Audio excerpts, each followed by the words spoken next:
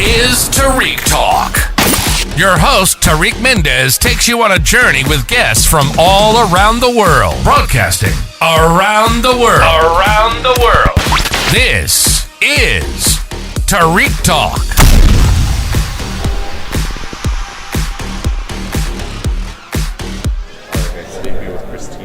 Help me out on this one, Christina. Welzer, yes. Welzer, very nice. How are you today?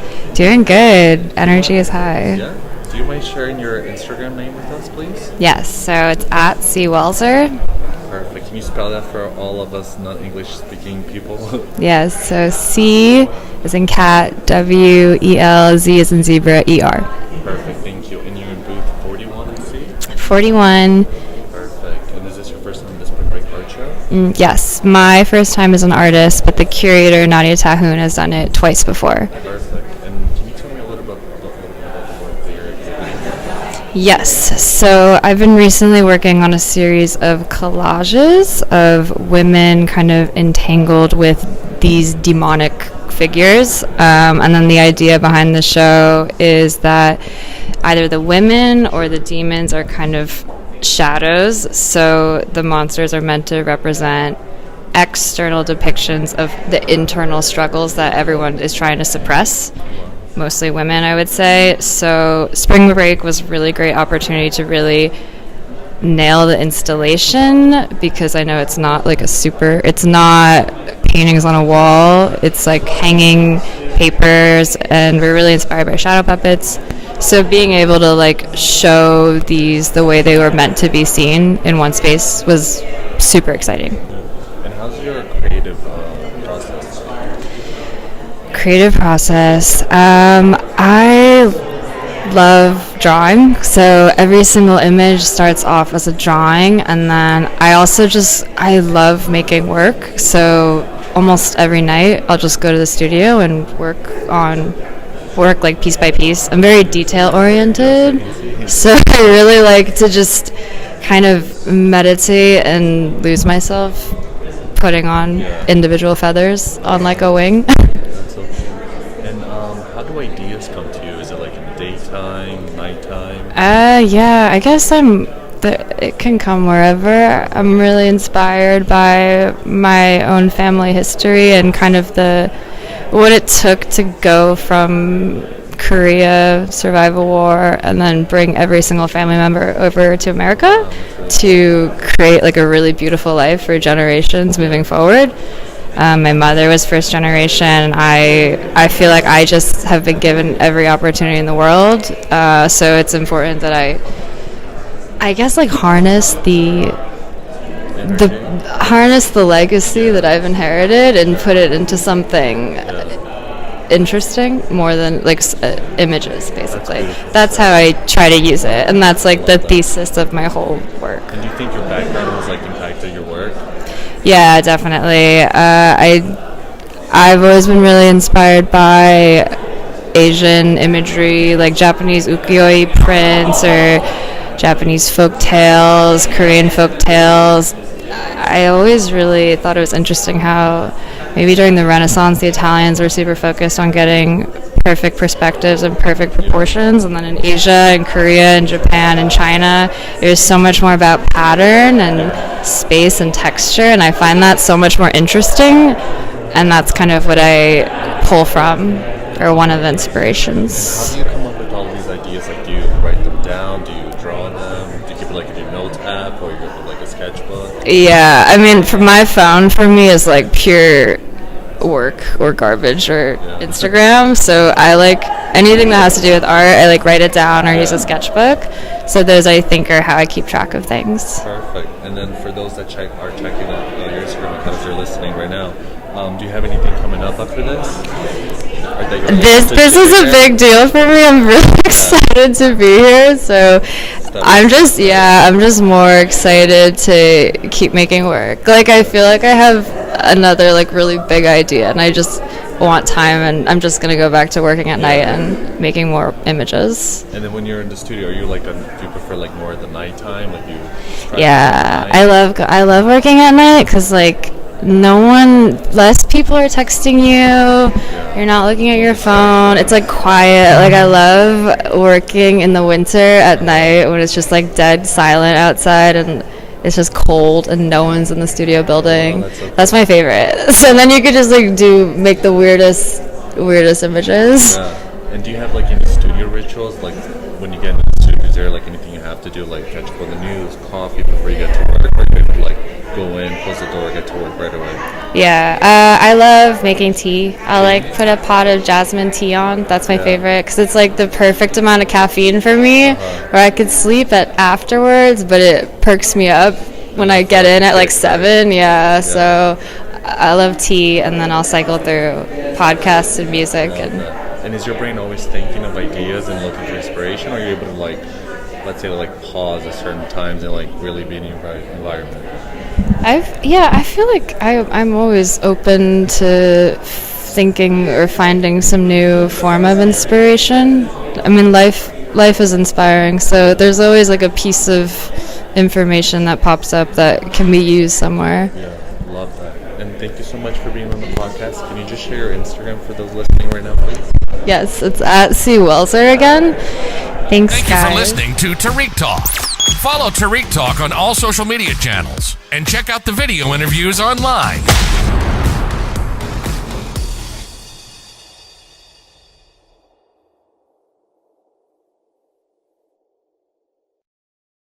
This is Tarik Talk.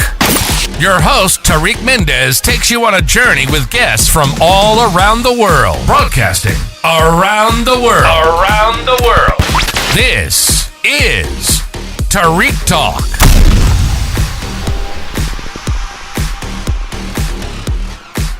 Alright guys, today I'm here with Mimi Ochan at the Spring Break Art Show. How are you, Mimi? I'm good. Thanks for having me. Thank you so much for being part of the podcast today. Would you mind sharing, let's start with your Instagram. Can you give us your Instagram, please? Sure. It's at Mimi Ochun, MIMIOCHUN.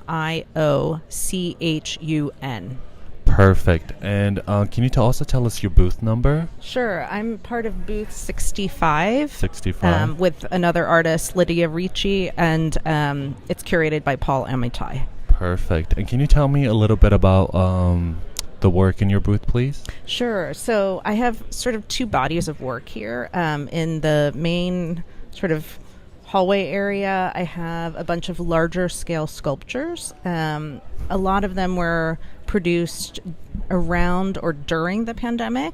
So they deal with themes of sort of capitalism in times of crisis. I have, do you want me to describe? Whatever you're comfortable with. Because I'm going to be sharing pictures. Oh, okay. Yeah.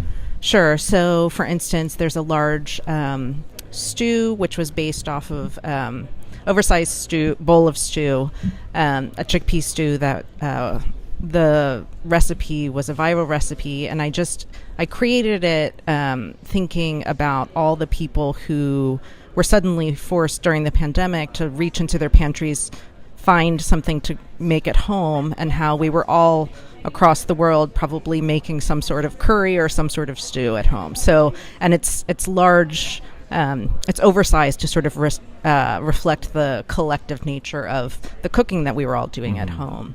I have this one sculpture, which is various bars of soap on a rope, and it was kind of an homage or a totem to the authorities telling us to wash our hands for 30 seconds every time. So just how soap became this sort of, icon in our daily lives.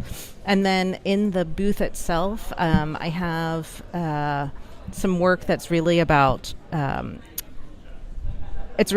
of the throwaway culture of trash and how it's all enlarged 500%. So I have a Arizona iced tea can, a Dunkin' Donuts bag, a large pigeon. It's intended to allow the viewer to reflect on, to give the perspective of being like a baby or a small creature sort of navigating the daily detritus of our lives. Love that. And how's your creative process like? How do ideas come to you?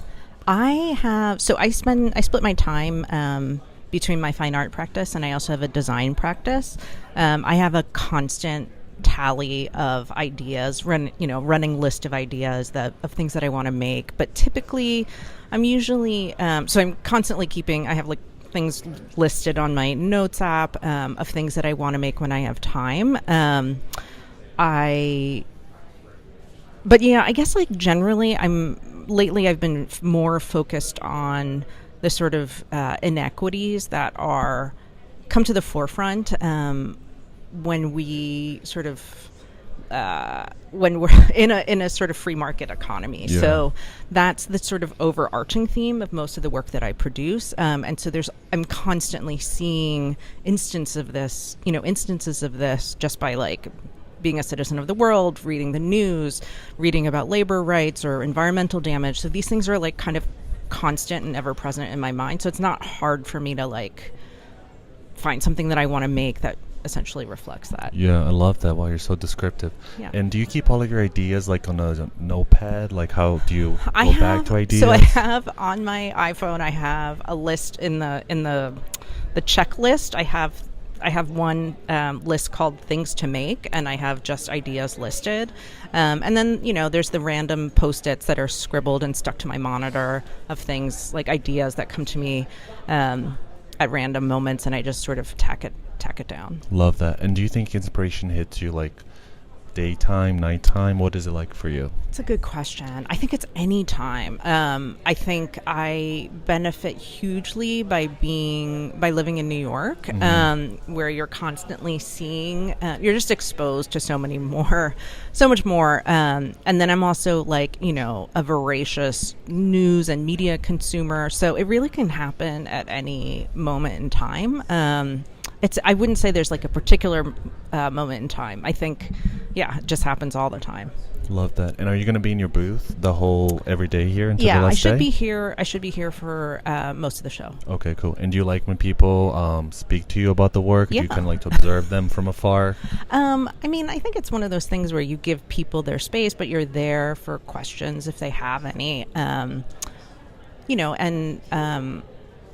I think it's more, people are welcome to come talk. I always love hearing reactions to work, whether they're positive or negative, because, as an artist, you make work and it's a little bit of that, like if a tree falls in the forest, is anyone there to hear it? The intention of making this work is to be in dialogue with the public. So I enjoy talking to people. But I also, if you're someone who just like wants to absorb the work on your own, totally fine too. I get it. Love that. Thank you so much for being on the podcast today. Did you mind just sharing your Instagram once again? Sure. It's at Mimio Chun, at MIMIOCHUN. Perfect. Thank you again, Mimi. It was a pleasure. Thank you for listening to Tarik Talk.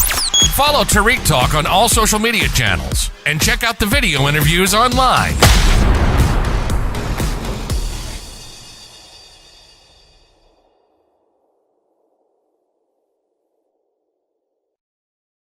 This is Tarik Talk. Your host, Tarik Mendes, takes you on a journey with guests from all around the world. Broadcasting around the world. Around the world.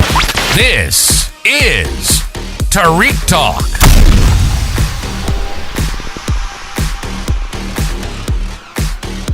Alright guys, hello, I'm here at Spring Break Art Show. I'm in booth 53. I'm going to try to say the best I can. I'm with Anna Creeps.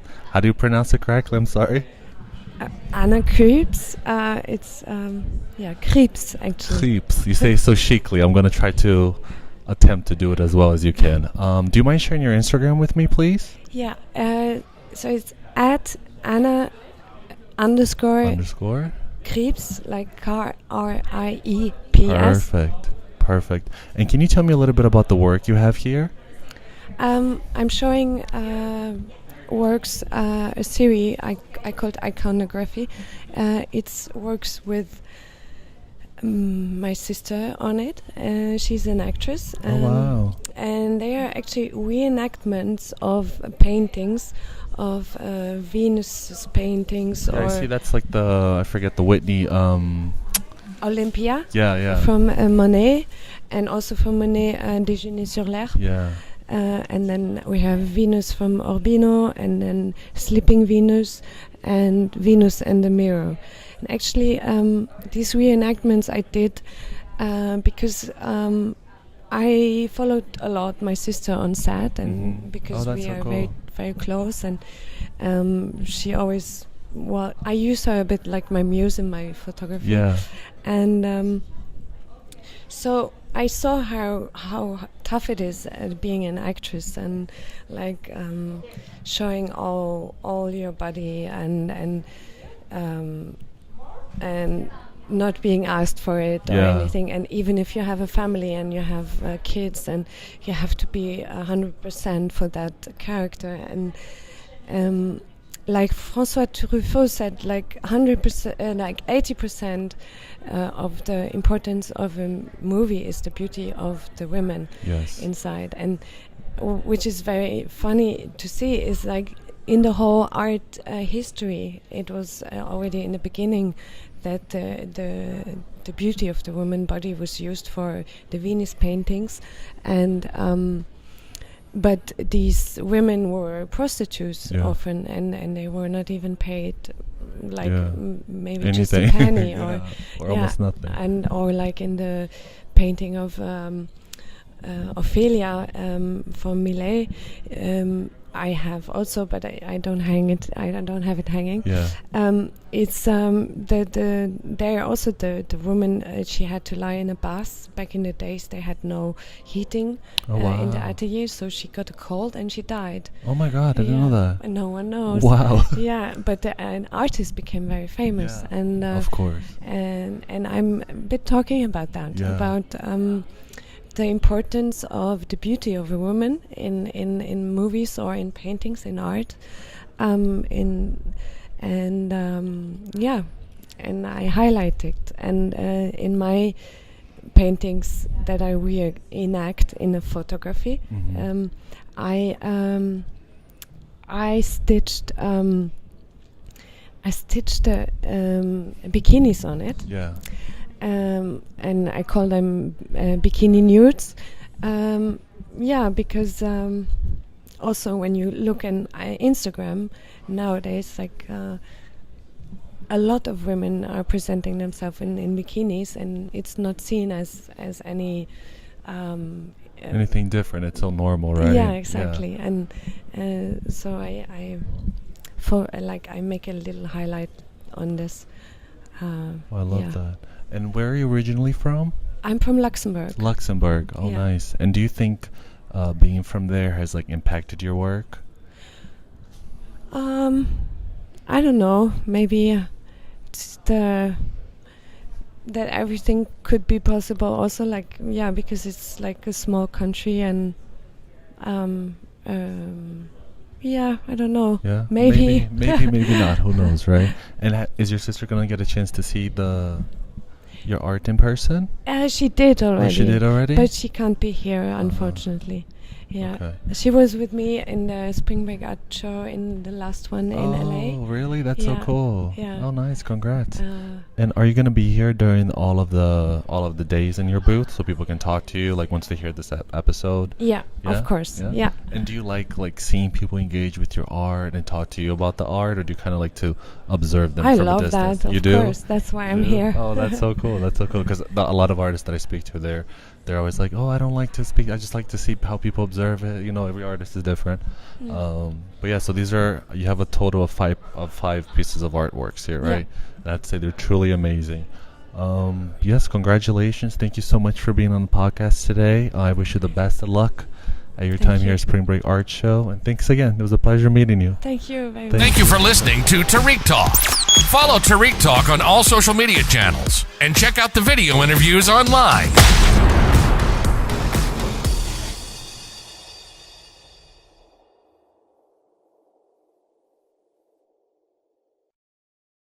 This is Tarik Talk. Your host, Tarik Mendes, takes you on a journey with guests from all around the world. Broadcasting around the world. Around the world. This is Tarik Talk.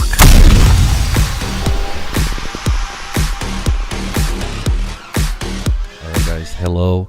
Today I'm here with Francesca. Francesca, how are you? Good, thank you. Nice to meet you. Welcome to Spring Break Art Fair. Yes, thank you so much. Day one.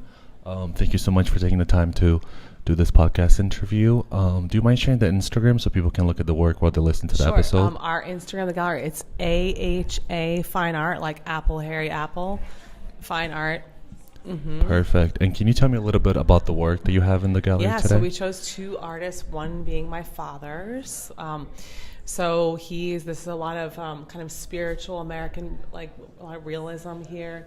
So you'll see like the background and the figure, based off the figure here, and there's so much color, and there's a lot of kind of like religion, ideology mixed in, spiritualism, and that's also why we combined her work with India Evans, who's a much younger artist.